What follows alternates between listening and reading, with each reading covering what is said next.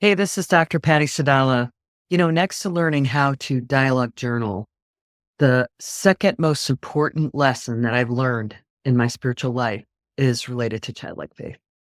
I wanted to share that story first about how I became aware of the essential nature of childlike faith. So I had been journaling with the Lord for about 2 years as an adult, and I was hearing well, I was doing fine.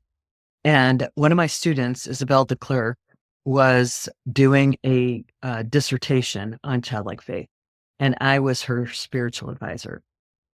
So I started looking at some of the things she was learning about it. And at the very same time, I had a counseling client that was fighting the condition that the Lord had given her for healing, for miraculous healing, when he said, "Come to me as a child, and I will heal you." And she was fighting tooth and nail against that, condition. She just refused to do it. And I couldn't get her over the hump with that. I'm not sure why she was so, resistant, but she just wouldn't do it. And then I was learning from Isabel's dissertation. Her foundational verse was Mark 10:13-16. This is in the Amplified. It says, "People are bringing children to Jesus so that he would touch and bless them, but the disciples reprimanded them and discouraged them from coming.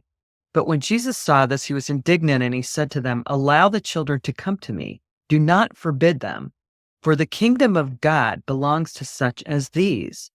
I assure you and most solemnly say to you, whoever does not receive and welcome the kingdom of God like a child will never enter it at all.'"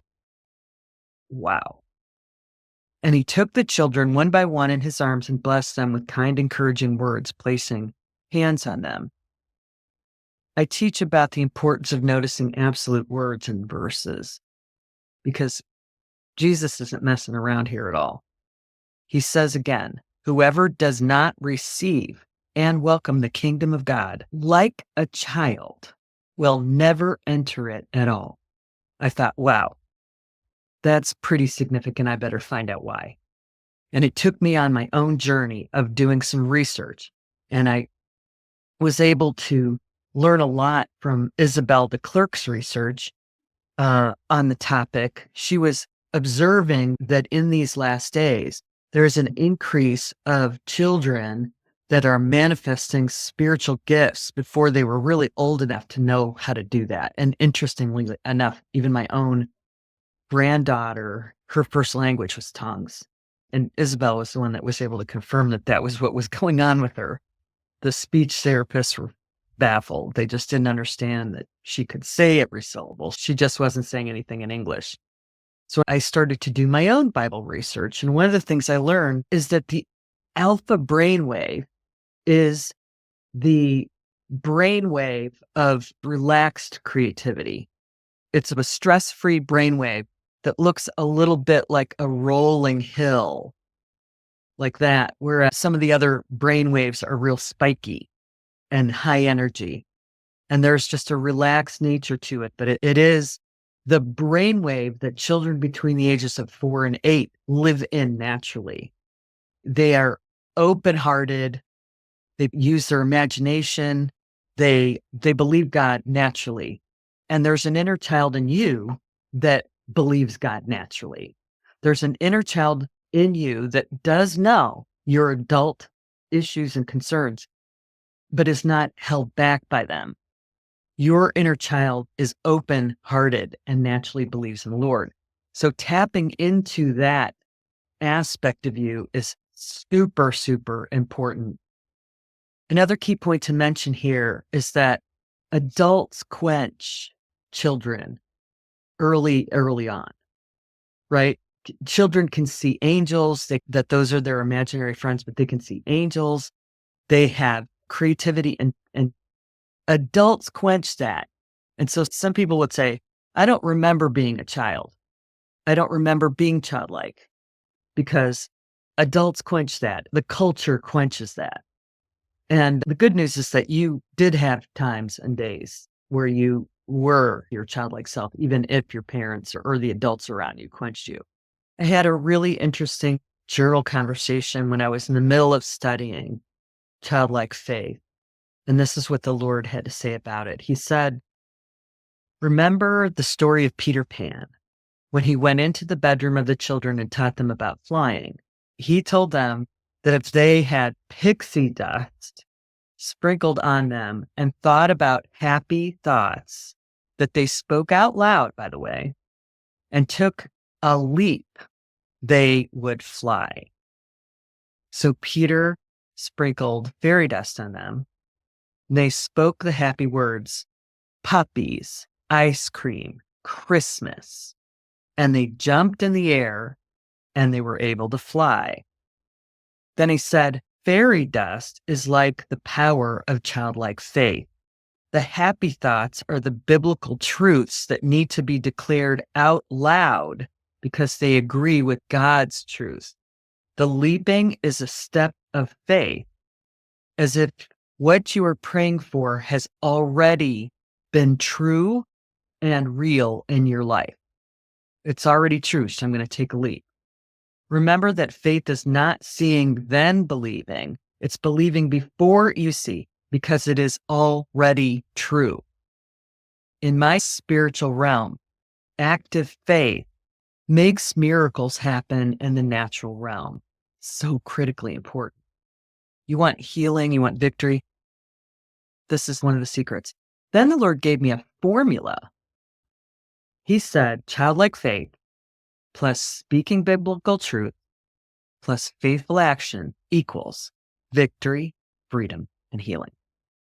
Wow. Then Jesus continued, all three of those steps are necessary for victory. Miss a part of that formula and the equation doesn't work.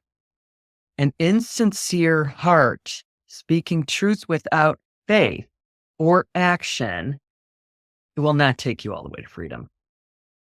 A lack of cooperation also reveals a lack of faith. For some to come to me with childlike faith is a significant challenge. They have had so much untrue and limiting programming in their lives that it's hard to separate the truth for them. What needs to happen is a heart reset, like a computer that needs to be reset to a time before the problem or virus or issues began wrecking it. He said some stuff is lost when there's a computer reset, but you can have a clean slate.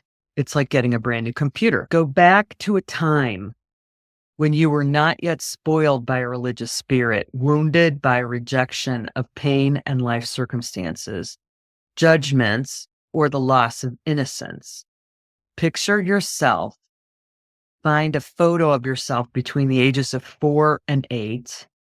Meditate on that photo, on your memories of an incredibly happy time. Those are your happy thoughts. And remember what it was like to be that age. And I know for many, there was pain even at that age. But Jesus continued, ask me to show you a memory where you were happy and innocent. I was there. You have more happy memories than you think. And I remember them all.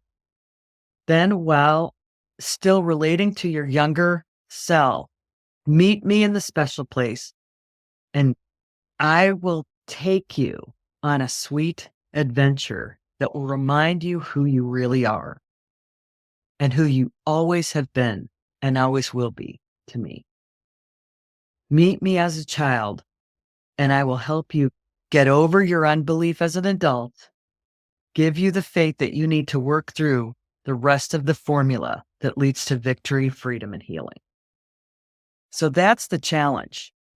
That's what we want to see you do. I just wanted to share a story of what it feels like to make this shift. So I had an experience where I was able to jump into a Bible story and walk on water. I was listening to the Hillsong United song that includes walking on water. So I was able to visualize that as an adult. This was 2 years before I learned this lesson about childlike faith. And my experience was very similar to what Peter experienced. So there's a storm. It's crazy. It's wild. The boat's crazy. I step out. The Lord bids me to join him on the water. I step out. I'm doing fine. And then, oh, a giant wave comes over my head and I go deep underwater and I start to panic. The Lord's hand pulls me up out of the water and he carries me back to the boat. And when I'm on the boat, he speaks to me about how important it is to keep my eyes fixed on him and not on the circumstance. And that by itself is a huge lesson. Fix your eyes on Jesus at all times, because the peace that surpasses understanding is not circumstantial. It comes from tapping into his peace. So that's a pretty important and critical lesson. Well, a couple years later, and this is while I'm doing my study on childlike faith, the Hillsong United song, Oceans, the same song that inspired the first walk on water, pops into my spirit. And the Lord said, meet me again as a child in the special place. I want to show you the difference. I want to show you something. So it starts off the same. I'm a child, only this time, no matter, even if it's stormy out, he and I are jumping up and down and splashing on the waves, laughing and having a great time. And then the wave comes over my head like it did in the last vision. Only this time, all I did was cling to Jesus, because that's what kids do. They cling to the adult that will keep them safe. And that was the key lesson. When you are a child in the Spirit, you learn how to cling. And that's what the abiding lifestyle is all about. That's how you're able to open your heart and have your heart actually allow God to do miraculous things through you. Well, I hope that you were blessed by this. And I have a challenge for you. I call this the Remember Me challenge. I want you to meet the Lord Jesus in your special place and ask him to show you a memory of yourself as a child, really happy and joyful. And then allow him to take you as a child and show you exactly what you need today. Today, what's the blessing you need today? And he will take you on an adventure, speak to you, whatever. But I want you to see how being a child makes a difference and how open you are to allow the Lord to put his finger on something that he wants to bless you with. So I hope that helped you out. Share on our feed what happened when you did these exercises. Continue to engage on this platform and let me know what you experienced. Thanks for watching.